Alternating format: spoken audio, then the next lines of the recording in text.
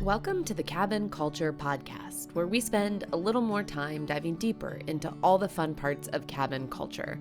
I like to think of this as both the material and imagined expressions of how cabin lovers, dwellers, builders, and designers wish to live a more simple and authentic life. Today we're welcoming Ashley from On Cabin Time, who joins us from Porto, Portugal, where she and her husband Kyle are redefining what it means to live adventurously while hosting remotely. From their first 9-month backpacking journey through Southeast Asia to building a stunning cabin in Canada, and now hosting guests in both countries, Ashley shares how spontaneity, calculated risks, and a willingness to trust your instincts can lead to extraordinary opportunities. Whether you're curious about hosting from abroad, wondering how to design a truly unique cabin from scratch, or seeking insight into building systems that allow you to host from anywhere, this conversation offers both practical wisdom and inspiring possibilities. We'll explore everything from their journey of sketching their dream cabin on paper to managing properties across time zones, and why sometimes the best plans come from knowing what could go wrong and being okay with it anyway. Let's do it. It's so good to meet you. Yeah, you too. I've been such I've been a follower of yours for a few years now, so it's so nice to chat. I feel like I Yeah. know you though because you talk all the time on Instagram, and I feel like Instagram, like the people that you follow, I don't know. It's just like I feel like I've met you before. Isn't it weird that there's some people that I followed for years and I feel like they're my friends and I Yeah, never respond to their stories. And then recently I responded to one, just like an encouraging thing, and yeah, there was no response. And I was like, which is totally makes sense. They owe me nothing. But I was like, oh, right. We're not friends. And yeah. that was like so I sad know. for me. I know. Kyle's like you because I also think that I'm friends with all our guests too. Kyle's like, yeah, Yes. just boundary, like you're not their friend, and I was like, I they're my know. friend. Like, Oh, this is a theme in my life, and I feel like, though, Ashley, it probably is part of what makes us good hosts, because it's hard to be as hospitable if you don't have, like, a genuine desire to, like, build a relationship with them, small or large. totally, yeah, But agree. it does create problems. I'm hiring for my business right now, and my husband keeps saying, "They don't need to be your friend. You're not hiring a friend. They don't need Yeah, to be your friend." And I'm like, "Well, is that yeah, true, though?" yeah. No, definitely. We just hired out for our cleaning team, and I was just like, um, they can have all the perfect credentials, but like if there's not a vibe or a connection, and if I don't want to be friends with them, like I just don't think that it's gonna work. I know, this is fascinating because I'm literally okay, this is so interesting, we'll get to cabin stuff in a second, but I'm designing the hiring process, so, like, I've put the Mhm. call out, I'm getting applications, and now I'm designing it, and I'm, like, analyzing the categories of which I'll evaluate them, right? One of them is, like, values, do they align with our business? One of them is knowledge and skills, do they have the right skills to do the job I'm asking? And then one of them that I just added today was, like, human. And Yes. that's what I mean, like, I don't know how to I'll know it when I feel it, but, like, Yeah. it's a small business. Same Yeah. with a cleaner, if you're gonna interact Yeah. with them a lot, you wanna, like, enjoy Yeah. it. Yeah. I mean, I wish I was as strategic as you in the hiring process because that sounds so good what you have laid out there. But mine was like vibe is priority one. And then Yeah. like all the other stuff is pretty teachable for, Yes. in that role. Yes. But That's right. When hiring for my cleaner, that was 100% how I yeah. hired. In Yeah. fact, the person who ended up doing it is an artist and had never cleaned houses before, but I was like, Oh, "Ah, wow. but you have a heart for hosting." If you have a Yes. heart for hosting, you will pay attention to the Yeah. details because you Totally. care. Yeah. Yeah. Oh my Yeah. gosh. Okay. Well, I love your story because it started on the flip side. I always think about planning with the end in mind, and you started by traveling the world with your partner. And so Mhm. that gives you exposure to like what great guest experience looks like. And then you Yes. turned that into now two different properties that you run at. But I want to start with the travel side first. And even before guest experience, I just want to ask you, you've traveled all over. Tell us a little bit of your travel experiences. So Kyle and I met in 2012 and he was an electrician. I was always in corporate sales. And then one day on our way home, we were both driving along this highway called the 401, driving towards our apartment that we shared in Toronto. We just were both frustrated. We just came up with this idea that we could go and just book a one-way ticket to. We went to Dubai first because my cousin was getting married there, and resigned from our jobs because we're both clearly not happy and we don't want to have this conversation every day on the way home from work. And we literally met at a flight center. Um, which was at a random mall, like in between the both of us where we were at the time, and booked Wait, at one. what's a flight center? A flight center is like a travel agent. So this was like Okay. 9 years ago now. Okay. So when people like still went to Right, travel right. agents to book their tickets. So we met at a flight center and booked a one-way ticket to Dubai. And then a few months later, resigned from our jobs and spent 9 months traveling, mainly in Southeast Asia. We traveled, I think, 13 countries over the 9 months, and we just fell in love with travel. Every memory that we had was so distinct, even if it was insignificant, because we just felt like we were living. Right. So we knew that when we came back, we ran out of money. We were young, and so we knew we needed to come back, and we got into what we knew again. So we got back into the routine. He went back to being an Yeah. electrician. I went back into corporate sales, and we did that for 5 years. And we just continuously kept coming back to how good we felt when we were away in 2015, and we knew we wanted to do that again. But we were getting to a point where he was in his late 30s, I was like in my mid 30s, and it was definitely not something that people were doing. It was something that like already people were scratching their heads when we did it the first time. Right. Um, Probably because it's a dream. Like, I hear you talk about this, and part of my brain is like, I could never pull that off, and part of my brain is like, but if they did, maybe I could too. So that's yeah, probably why people are just, like, enamored with this kind of story. and that's probably we don't talk about it like it's a big deal, but I know it was a big deal, and we just make decisions really quickly and think like, okay, what's the worst that could happen? And if the worst that could happen is we buy a ticket to come home, then we can live with that. It's not so bad. So yeah, so we ended up doing that. We worked for 5 years when we came back to Toronto, and we wanted to do a couple different things. Like we were both still not wanting to spend the rest of our lives in a 9 to 5 working for someone else. And I don't know if you guys have F45 where you are. I think it's probably a franchise that's down in the I've state. never heard of it, I don't No, so think. What is it? it's like a functional training, like a gym, basically. Oh, yes, yes. We wanted to own one of those franchises. Yep. We were going to the gym there, and we loved it and wanted to get one ourselves. So we both did like the personal training certification to go through, and went through that process of putting a down payment on a place, and then we couldn't get the financing for it. So that dream ended very quickly, but a few months later, COVID hit, and all the gyms shut down Oh for my god. Thank that. God for you then that it didn't come through. Exactly. Like it was So just it sad. just the alignment and like the timing of things is just so like it's all there's a purpose behind Yeah, everything, I feel like. So yeah. so that happened, and the company I worked for, I was working for FedEx, and they were booming during COVID. So we were like busier I than can see that. ever. Um, and Kyle was also obviously in a trade which continued. So Yeah. we were just both so busy, but at the end of the day, we had no energy for our passions. We had no energy for anything but just the TV. And we just found ourselves like we were just giving each other the scraps of ourselves at the end of the day, You're basically. not alone. I remember that time. I feel Yeah. like or a lot of people were going through that, but man, that was real. Yeah. Yeah, and it just I don't know, it just didn't feel right, and it didn't feel like we wanted to we you can go on like that, but I just found that the people that I was working with, and I really did love my company and everything like that, but I was not inspired by nobody was happy.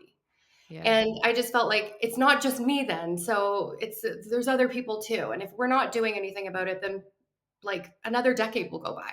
Yep. So we ended up deciding that we were going to travel again once COVID had settled down.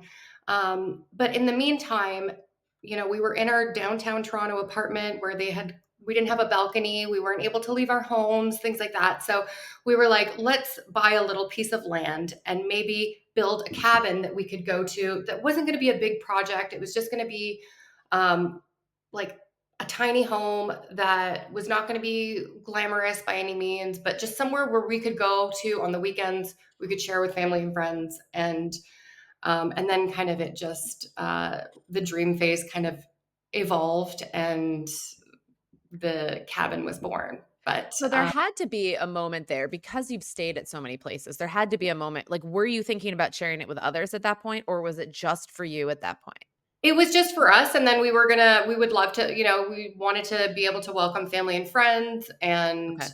um, if we rented it once in a while, then that would be fine, but we really didn't know anything about the Airbnb side of hosting, and it certainly wasn't gonna be a source of revenue, um, and then certainly not our primary source of revenue. Right. Right. Well, we'll get to the later part of the story soon. So then, sorry, I forgot a big chunk of the story here, which is that when we bought the land for the cabin, it was so snowy in Canada and in this specific town that day. And just in general, it was January when we purchased the land that we basically stood at the road, and it was a 2 acre piece of land. But we couldn't actually walk the property because the snow was like 6 feet Right. high. So we It's a just tough time of year. yeah, so we just literally stood at the road. I fell in love with the trees that were there. I just like there was something about the street. There was something I don't know, it's just a feeling. So we had to wait till the spring till like everything settled so that we To, could like, finally begin to walk do the anything with it. property. Yeah, so we didn't know like were we going to be like trying to build and hit rock. We didn't know if we Right. were what we were the soil was like. We knew it was zoned to be a residential, so that was okay, but that's as much as we knew. And then so when we started building it, we just had so much fun together. So Kyle took on like I took on the design aspect of it all, and the financials, and Kyle took on really the logistics, the operations, the coordination of the Yep. contractors and everything like that. Um, and Can I once ask you a question? yeah, Do you feel like the year of traveling together, which puts you together all of the time, did that help to develop some relationship skills that benefited you when you started working on a project like this? Or had that just always been the case with you all? Like, it was just easy?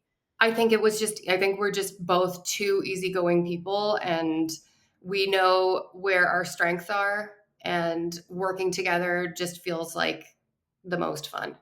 Okay, well, that's Um, nice. yeah, so and I think that's probably because we've traveled together for we've literally not spent many days apart in the last 12 years. So Yeah, um but yeah, so I think he knows what I'm good at and I know what he's good at, and we trust each other wholeheartedly with the mhm, decisions that we're going to make and that's who's better important. at making what decision. Um, but anyway, so once the cabin was built, we started, when the construction process was going, we were just realizing how excited we were about little things that would never get us excited before. So the septic tank and the the foundation and like little things that were happening were just getting me more excited than I had been in years. Um, so once the build finally came to life and we had built a little bit of a following on Instagram, we could see that there were people that were excited about when it was going to launch. So And so you were documenting the build. I wanna ask about this because I feel like that's the hardest part for a lot of people to do, but I think it could be the most valuable. What foresight did you have when you thought about documenting the build? What was driving that of like, "I think I'll start an Instagram account now," instead of waiting until you were done? I just talked just about this last episode with Jennifer, but I feel like it's really valuable. yeah, to be honest, it was just for our own memories. Like it was Yeah. just for us. That's Um, what mine was too. It yeah, wasn't like I knew I wanted to launch an Instagram, like, when it was done, but during the process, it was just like, "Oh, for friends and family and for yeah, myself." yeah. It was just for so that we had a kind of an archive or like a little photo album of what we went through during that process. Mhm. But then also when I think back, it was like now I want to do it to help other people who were in our position because we didn't know who to look for, like who had been in this situation before. Right, We couldn't draw on any resources because we didn't have any. right. I think things have like really exploded over the last couple years where you could Yeah. literally like connect with anyone now and ask them questions and get that support. But we It was didn't. so isolating before. My first cabin was, uh, like, 9 years ago now, and I had 0 friends who wow. had I can Airbnbs or cabins. It was such a weird thing about me. My friends were like, "Oh, yeah, she has this cabin." And Yeah, now, because of the internet, it's like so many of my friends have cabins. totally. Exactly. Exactly. Yeah. So, So yeah, that's kind of where the how the Instagram started. And then I think it was so cute to see like people cheering us on when like the Yes. windows went in. And I was just like, these are, at the time I would have considered them strangers Right. cheering us on because our windows went in. This feels so good. And and then we just continued sharing. And then kind of Kyle kind of became the star of our little Instagram account. And now I think that people just want to see him. But to be honest, it's been so much fun to document, and I don't put any pressure on myself to have to post or to have a strategy. Like we have zero strategy, or this is just for like posting when we want to post, because then I just feel like other than that, I'm not being real. Yeah. How did that can I ask you a question? There was a pivotal moment in my own Instagram journey that I remember very clearly, and I'm always curious, nobody seems to talk about it, but that moment when the build turns into a rental and all of a sudden the content is so different because you Yeah, have a place to show, but you're yeah, also trying to sell it. And that's what I hated. It was like for the build, you're just sharing your own journey and people are cheering you along. And then all of a sudden it pivots to where a very different kind of content. How did you personally handle that? And it happened so quickly. It's like the yeah. finishing touches are still part of the build, and then all of a sudden it's launched. Yeah, I think I mean, I didn't like just like through the entire process itself, I didn't put much thought into it, and I tried not to overthink these things because if I did, I just would have driven myself crazy, and I Right. think that I would have always second guessed the decision anyway. So I just tried to be as real as possible. And I think that people started seeing the humans behind the cabin, right? So we weren't just a business that owned a cabin that you don't know who they are. Like Yeah. people saw that, we it was a true labor of love. And I think Yeah. that showcasing that helped build that connection with people. So Yeah. we had people messaging us, like I just couldn't even believe it, to be honest. People were messaging us like, when is it launching? I can't believe, like, I can't wait. And I'm just like, what is happening? This just The seems. best feeling when you're going through I a know. build and it's like it sounds like it was maybe more fun for you than for many people, but it can be very stressful and exhausting. It's an additional job. And then Yeah. to see the excitement, you're like getting Yeah. the fruits of all your labor. Yeah. I mean, I'm saying it was fun now, but I do remember, Kyle and I driving up from Toronto on the weekends, staying in like these side of the road motels, working in like minus 30 degrees, and it being like obviously hellish at the time. Yeah. But now looking back, I just think it was such a cool experience. And we had never even renovated a bathroom together before. So it was something totally new. And yeah, Did you build the whole thing yourself?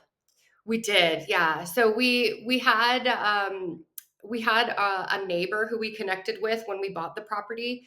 Like our realtor just said, "Oh, by the way, there's a framer, a contractor that lives across the street," and he gave me his telephone number. So he helped us with some of that. And Okay, everybody should stop listening. If you're getting ready for a build, you need to just stop listening. This never happens. This this is like never happens. this is like Totally. the dream No, scenario. this never happens. But I feel like it also happened. I mean, we took a huge risk. We didn't buy it because we knew there was a builder across the street. Right. It just like, yeah, I don't know The how that universe happened. loves you. I think so. But Yes. honestly, because yeah, we were gonna have to quote out every trade, and this person just happens to be like this person in this town that knows everybody and connected us with every single person we need to be connected with, and still to this day is like our property maintenance Oh my like god. person. Yeah. So What is this person's name? his name is Gary, and Gary. we've Man, had lots Gary. we've had lots of messages asking about who built our cabin. Always, yes. So Gary And has you're like, "Gary, he's our neighbor, you cannot oh have yeah. him." No, I know, he's the best. And it just all kind of it fell into place so beautifully. And Kyle also did a lot of the work in the cabin too. Kyle, Yeah, well, as an electrician, I feel like what yeah, a great person to have on your team. yeah, he did a ton of the work, and he learned a lot of things about different trades too. So he was doing a lot of the cosmetic stuff, and Yeah. yeah, so it did work out really well. So when it came to the design, you had traveled so much, and I'm always curious about this, and I don't know, in fact, in Asia or Southeast Asia, I don't know at all about cabin culture, but I Mhm. often wonder, I feel like we talk so much about cabin culture here, and US and Canadian cabin culture feels similar, but what have you learned about cabin culture worldwide through your travels that helped to inform, like, what you wanted to build back at home? Yeah, so I don't think cabin culture is a big part of like Asian culture. We certainly didn't stay in any cabins when we were away. We stayed in a lot of hostels and things like that. We definitely stay away from like staying in hotels. We've always been gravitating towards like unique stays, Airbnbs, homesteads, things like that, where we can actually interact with people. And then I think as travelers, um, what has inspired us most about hosting is just that like there's a feeling you get when you step into a space and if something just clicks or it doesn't.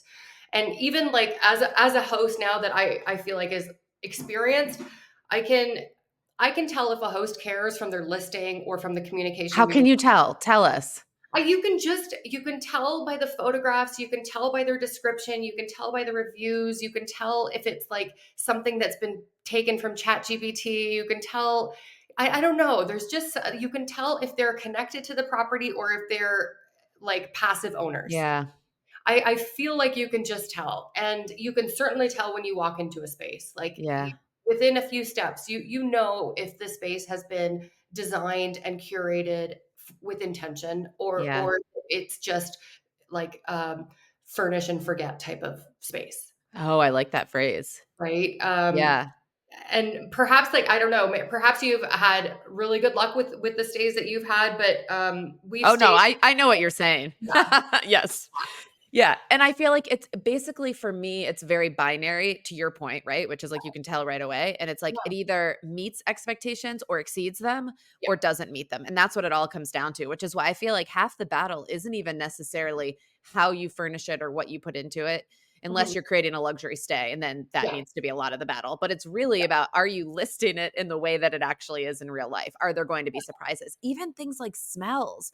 Like if Yeah. I walk in and it smells like cigarettes because maybe somebody smoked there or somebody smokes in an apartment nearby, Mhm. immediately does not meet expect. It's different in real Mhm. life than it felt when you were looking at the listing. Yeah, and we've had like five-star experiences where we've spent $20 on a night in a tent somewhere. And then we've had, you Hmm. know, two-star experiences where we've spent $500 on it Yeah. in a night. So What was it it? Can I ask one more question? Sorry, you're really good at analyzing this stuff, and I feel like it's helpful for folks. But like that 5-star night in a tent, what was it? Because a lot of people would say you couldn't do that. It has to be a fancy space. What was it about that stay that made it memorable and 5-star, even though it was a tent? So it was in the middle of the desert in Jordan, and it was one of like a row of 20 different tents that were had zero like protection from the heat. They were black tents. Like it was actually disgustingly hot with just a mattress there.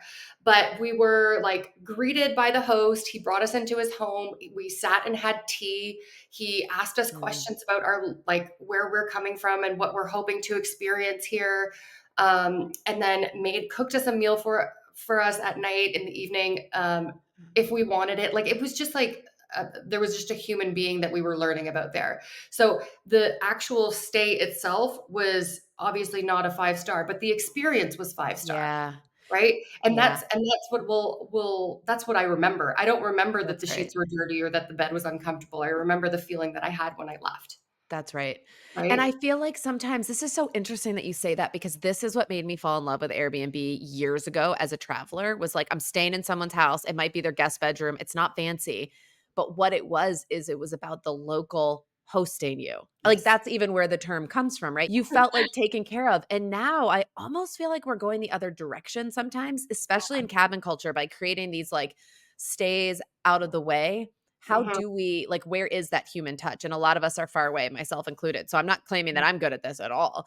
But Mhm. like how do we keep that human part of it where you feel hosted by someone because that made all the difference for you? Yeah.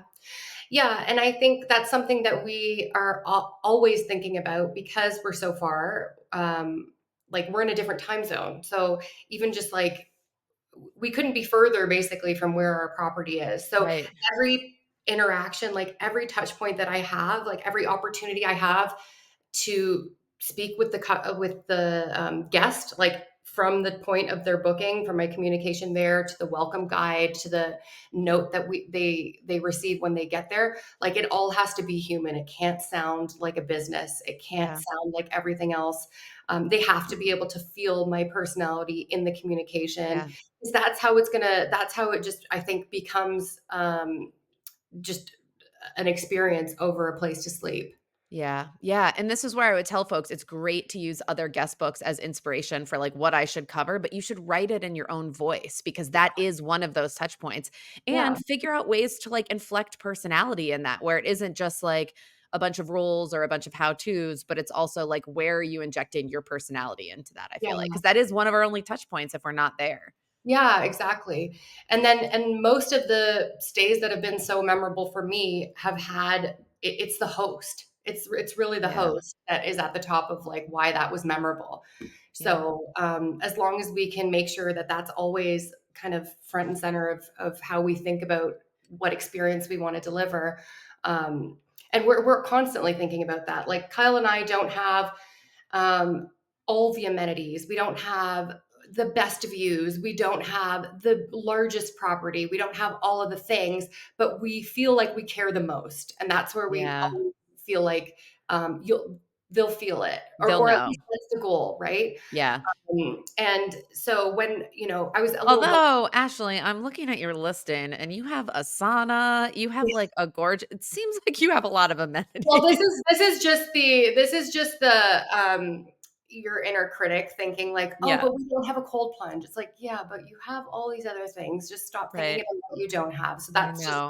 that's on Oh, me. that's so real, Ashley. I feel like I've been fighting my inner critic this week so hard, and it's Yeah. so real because the internet makes everything so visible, and Yes. so in a world where that didn't used to be the case and you could just love your place and host the shit out of it, now it becomes like, I don't know, it becomes a comparison game in a way that doesn't Totally. bring joy to anybody.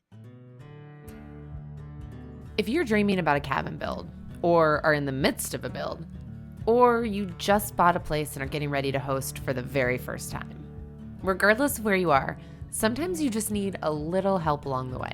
Shared experiences from someone who's been there, advice from someone who's learned a lot of lessons the hard way. That's me. Or a cheerleader as you finish up. All of these reasons are exactly why I started offering cabin consultations to our Instagram followers and friends who could use some specific one-on-one help. I can't promise to solve all your problems, but I can promise to be transparent about our build costs and process, our organization and project management systems, our favorite and least favorite tools for renting, how we market, and how we found ourselves with almost 80,000 Instagram followers and 100% occupancy in our first year of hosting at Cozy Rock.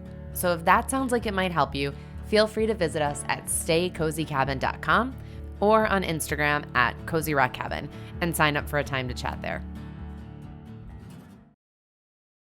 So this is what we struggled with this summer because I was like to Kyle, I was like, all of the places around us have a cold plunge now. Like cold plunge is the thing. We need this kind of space, like needs a cold plunge. It's part of the sauna experience.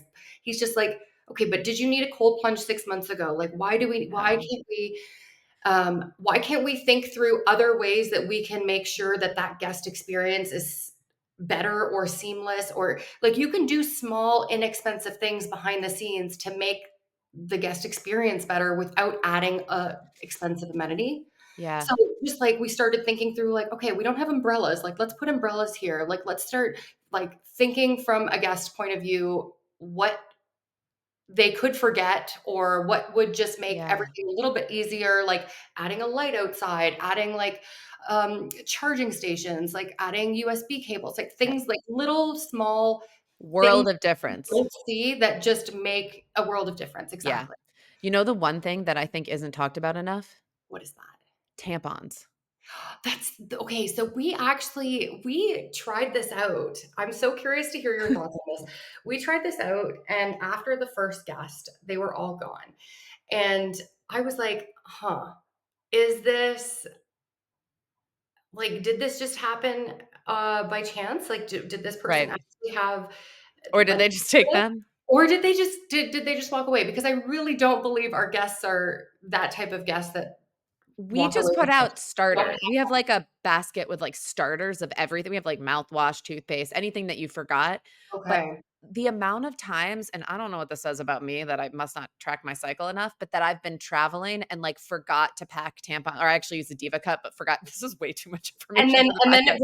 How good is that when if you found that you opened the drawer and there's Right! everything you needed? Yeah, Because there is nothing worse. Not only is it potentially bad for your house and your sheets if someone doesn't have a totally. tampon, but if you're at a cabin in the woods and you have to drive into town, which could be 5 minutes away, but could be 15 or 20, Yeah, yeah, and how much that changes your night.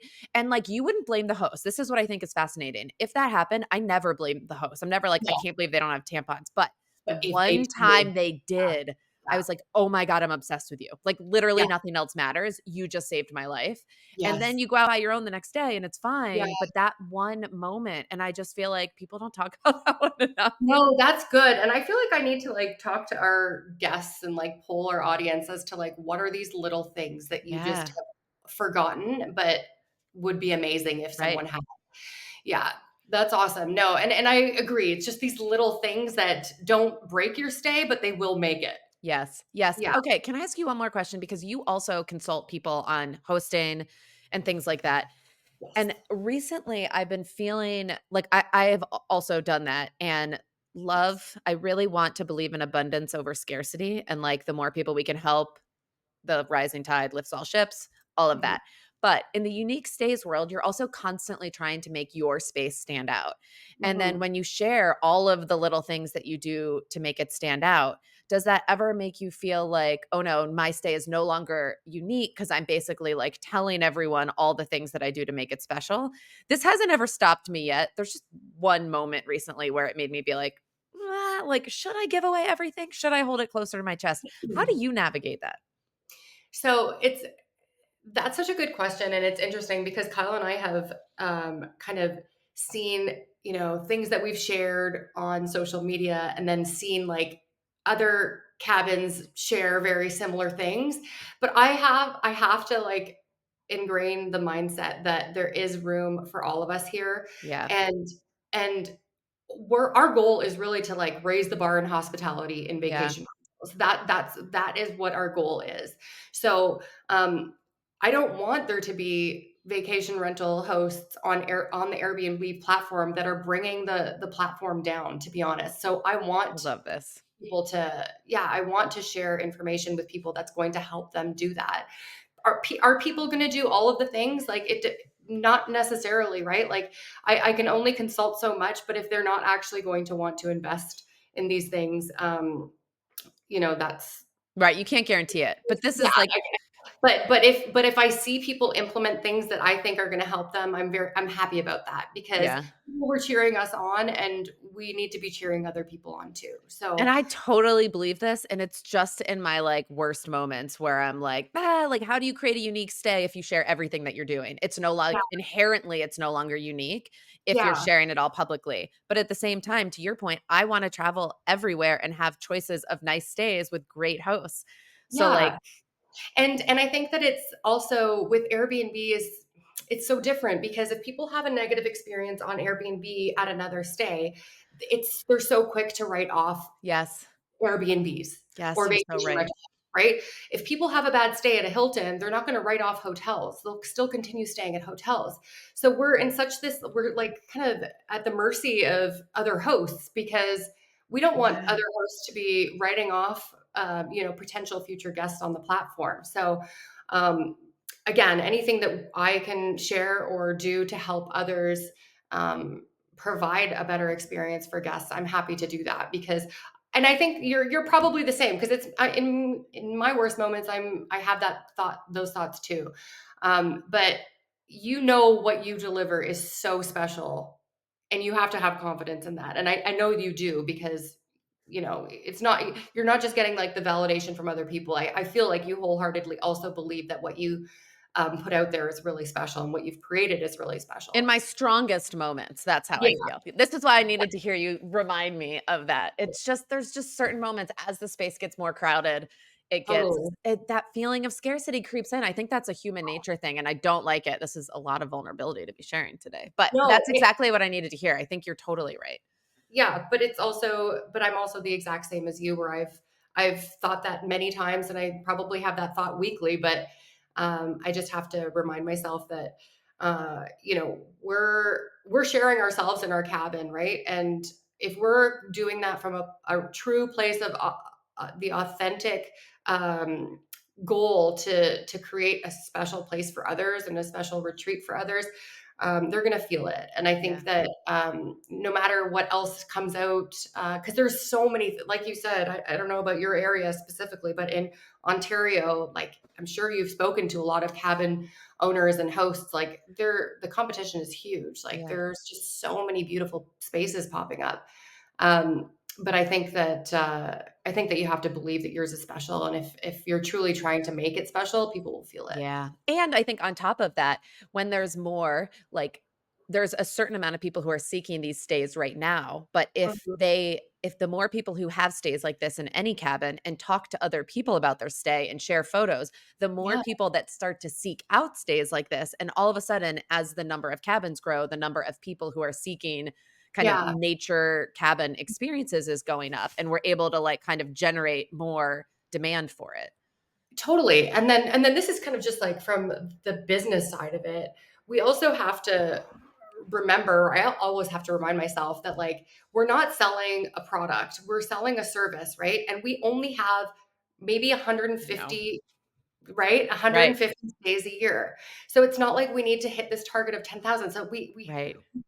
so um that I always just try and keep that in the back of my head too, that we're not trying to like sell a million keychains. Like Right, we couldn't even serve it if we could, yeah, that's exactly. right. I mean, unless you are scaling and you have 20 properties and whatever, but for most of us listening, it's like we Yes. have one special space or a couple, and that's Yes. all we can serve anyway, so Yeah. Exactly. okay, this is what I needed to hear today. I'm guessing it might be what some other people need to hear today. So, but I do want to talk about your actual cabin because I haven't, in a world of plans and a lot of cabins that are starting to look the same, which does Yeah. not take away from the experience. But yours looks very unique. I haven't seen one like it. Did you design, like, I know that you all built it. You must have, did you design the whole thing yourself too? Where did this come from? We drew it. So it was actually supposed to, we drew an A-frame first, and we got Kyle's cousin is uh like a draftsman, I guess. God, you know all the right people. I feel like I'm butchering his title, but But like he not an architect, but like they yeah, make like drafts of yes. yeah, so we got him to help us put this A-frame together, and then we got the A-frame priced, and it was way too expensive for what we could afford. And it all again just happened for a reason, because then we started playing with what we could afford and reducing the size a little bit. We heard that like an A-frame was very expensive to heat because it was like super tall and all this stuff. So we ended up kind of going with a more what we thought was like it really is a modest design. It's like when you put the windows there, then it becomes like really It's the windows. I mean, but it's the it is a window, unique design too, but the window it's like all windows on the front side. all windows, yeah. So really the design, like we drew it out on paper and then we brought it to like we kind of had a creative discussion with his cousin who's like a designer draftsman, and he was able to give us his opinion and then put the uh, I guess like the engineered drawings together for Yeah, us. But I knew that because it was so small, if we boxed it in with like drywall, it's gonna feel like a shed. It's gonna feel yeah, like a hunting camp kind of thing. And we wanted to feel like we were outside but be inside. yep. So that's where the idea kind of came in, that we were gonna put the entire face of the cabin as windows. So when you're saying like it is a really unique design, it is pretty modest in terms of the actual design. Like if you saw it on a drawing, it's basically just like a little L, but then it just changes everything when the windows It come. does because I was scrolling through your feed right now and I can see where the actual drawing you put the actual drawing, and I was like, "Okay, that looks way more simple than what Yeah, it actually looks like when I see the picture of like, the yeah, picture of it is kind of striking, but yeah, then when yeah. I scrolled down and saw the design, I'm like, "Okay, that's way," or maybe it was the frame without the windows in it, and No, it just was like, exactly. "Oh, this That's is way more simple than I would have thought." well, we get a lot of people asking us if we sell the drawings, and we don't. But I just want to be like, well, you could just like you can figure it out if you just take a peek. Don't tell them that. No, I know, and I would never. We It's so this is unique, keep always it a yours. question. We get this question asked the most, which I hate because I'm just like, oh, I wish it was a different question that I got asked all the time. But Yeah, we would never sell our drawings, and we want the cabin to be special for our guests. But Yeah. really, if they just had to like look at it or handed it to an actual architect, they would be able to draw it up very easily. It doesn't have to be something that's like sold. Yeah, I think the takeaway here, what I'm hearing, is that you don't need to buy plans necessarily or be an architect. You can draft what you're the feeling that you have in your head, you can draft it on paper, and then you can find someone who can take that rough sketch and turn it into a plan that can Yeah. actually be built. And then it's truly yours.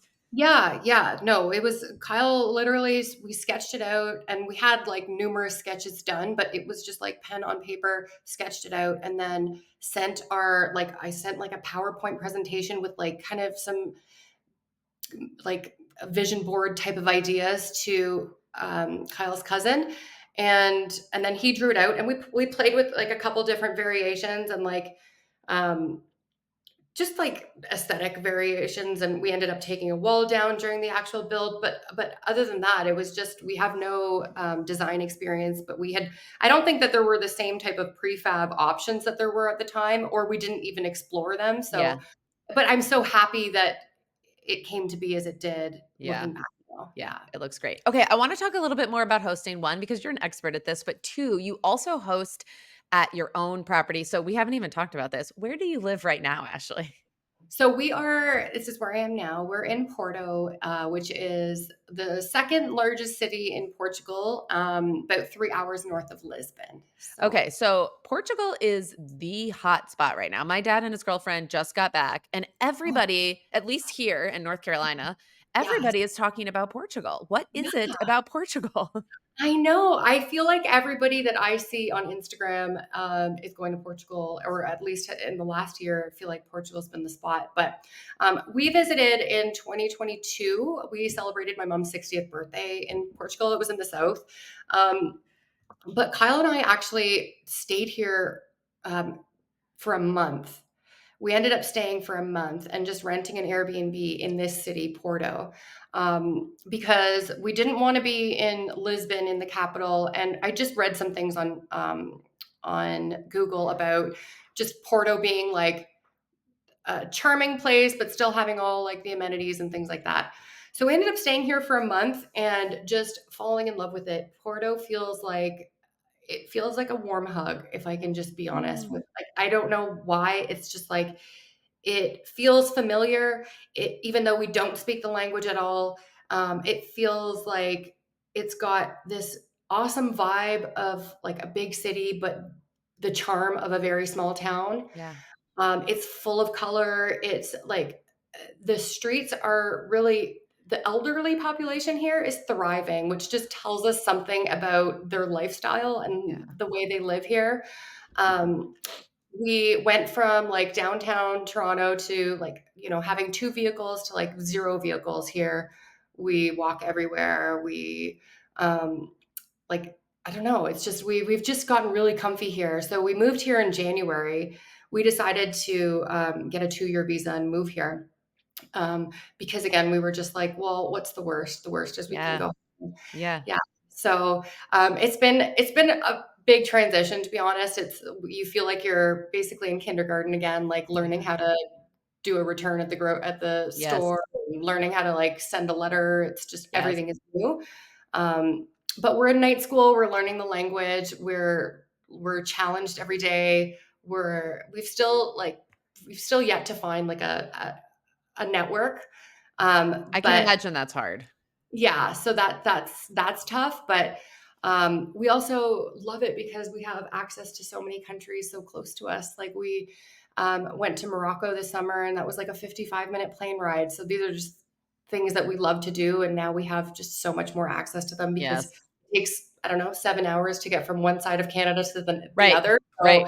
So it's just a huge difference from what we're used to. But Yeah, and um, it didn't take long for you to then think about Airbnb in your place there. Can you talk about, like, was that an immediate thing? Did you all have to, because hosting in your own house is a different experience, a very different experience than hosting at a cabin that is however far away. What did that discussion look like? So we because we love to travel so much, because we we came here basically with just 2 suitcases. We didn't have any of our furniture. We sold everything before we got here. So we really built this as an Airbnb. So we don't consider this like our home. We just live in an Airbnb, if that makes sense. Yeah. Which helps because we don't have an emotional connection to the furniture and to the things in it. Yep. So when our place is booked, like it was just booked for a month, we go and travel. So that's Oh, so kind of you're not hosting with them in your house while you're there. It's no. they take over your house. Okay. Yeah, we hosted as an entire home. Okay. So we just had 2 guys from Arizona here for a month. And So we've you got plan your travels around when so yeah, it's open all the time on the calendar, and then yeah, whenever someone books it, then you're yeah, just like, "I guess we'll go somewhere." exactly, yeah. Wow. Yeah.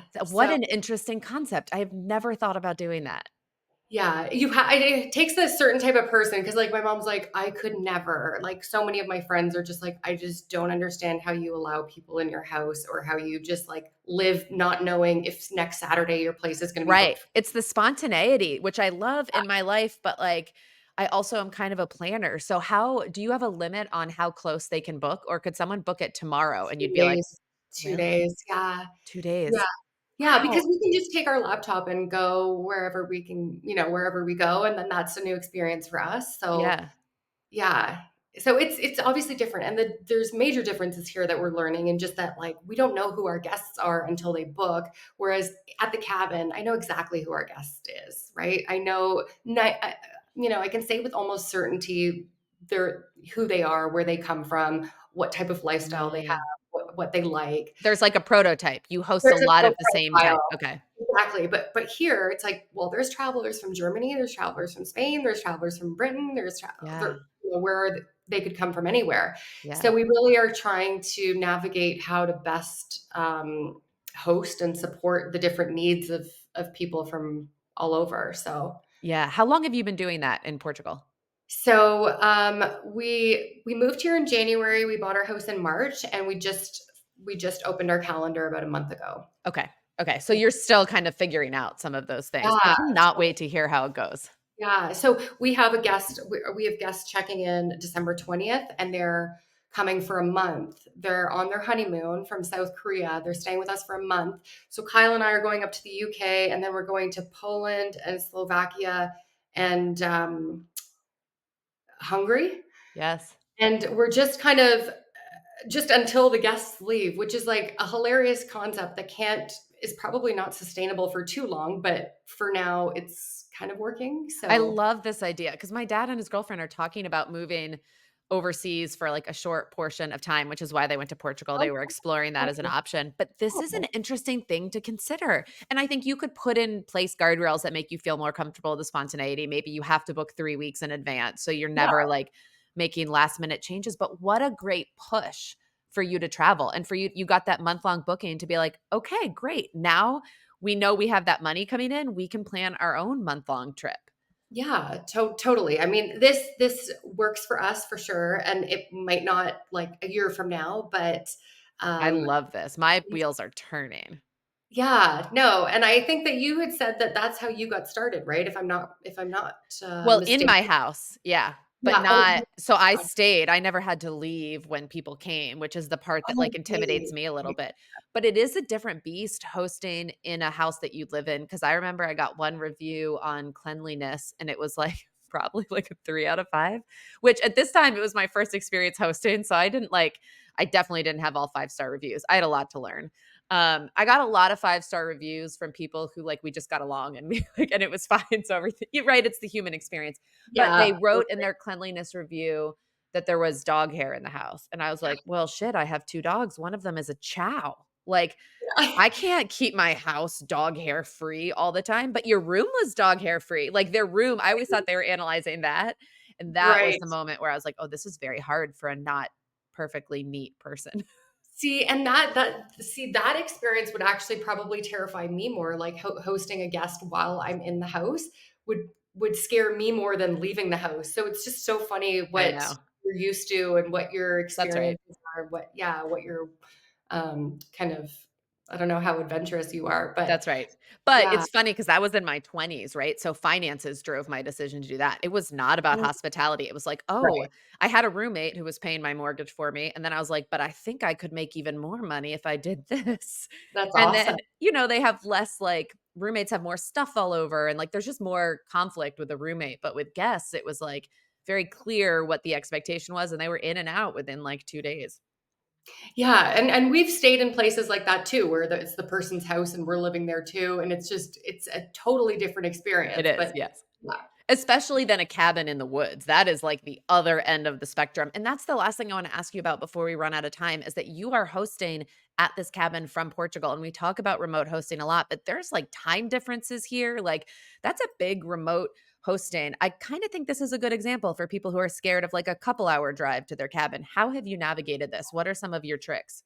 So I think you had Natalie Palmer on your podcast before, and Mhm. I was listening to her podcast so much for the last like a couple before we had launched. So I think she launched it like in 2022, and I was Yep. listening to her podcast religiously, and she basically like said something that just gave us the confidence to try it because she was like, if you are close to your property, you're going to think that you need to fix everything and address everything and be on site all the time. And being far away from your property, you're forced to input these like very robust systems to make sure that it is equipped Yes. without you there. So I think that we've put like an amazing team together, but then even like built a system behind that to like how if something happens where somebody is no longer a part of our team, how can we onboard that person Yeah. remotely? Yeah. And I think like it just has forced us to be so to know our property so intimately, Yep. um, that we feel confident doing it in a different time zone. So uh, before, like a year ago when we were just starting, I would set my alarm in the middle of the night to like see if there's any messages and things like that. But Every now night? every night that we had a guest checking in, Yeah. I would set Okay. it in the middle of the night to check in and just see, not check in with them, but just see if there was any messages. Yeah. Now I feel like we've built so much into the welcome guide and all of the communication and all of the we've thought through any questions that have come up, plus compiling feedback from the first year, Yep. that I feel very confident in that. It doesn't matter if I'm in Toronto or if I'm in Portugal, like we've put the things in place, and thought through every different kind of scenario. And then obviously things come up. Like last year, we were in India and in the middle of the night, a tree fell down on the property. And so there's obviously things that come up. But I think that if you've got the team, your property, and you've done everything that you can to um, go through these kind of plan Bs, then I mean, that's all you can do. And then at the end of it all is just like managing it with like handling the communication is just going to be the number one thing. Like Yeah. handling it like a human, things are going to go wrong. But if you're Yeah. handling it like a human, I think that that just goes such a long way. Handling it like a human. I like that. Yeah. I like that. Ashley, this was so great. Thank you so much for taking the Thank time. you so much. This Can was you such a you have a lot of resources for folks who are hosts, which is our primary audience. Can you share like where folks can find you and what you offer for hosts? Absolutely. So you can find us at Instagram at On Cabin Time or at www.oncabintime.com. And yeah, so we've got host resources there. I'd love to connect with you guys if you would want any consulting, but even just to say hello or ask us any questions. We're so happy to chat and love meeting Okay, you. So you're being humble. I'm gonna put all this in the show notes. But she does 1 hour long consultations, but you have a bunch of templates that I think would be really helpful for someone who's not up and running yet for like guest books and things like that. There's a bunch of those on there too. So I'll link thank you, those in the Janice. show notes. But I just feel like for folks who are intimidated on where to start, whenever I see templates, I'm like, this is such a helpful thing for folks. Yeah, Just to like absolutely. put it in your own words and like make your own changes to it and make it yours. But to Mhm. not be staring at a blank piece of paper and like, what do I write and how do I make it beautiful? It takes a lot off your plate, I think. Yeah, absolutely. Thank you, Janice. Yeah. Thanks, Ashley. Thanks so much for joining us. And if you liked what you heard, feel free to leave us a 5-star rating on Spotify or share some of your favorite parts over on Apple Podcast. If you have feedback or suggestions for the future, you can also find me on Instagram at Cozy Rock Cabin. Looking forward to next week.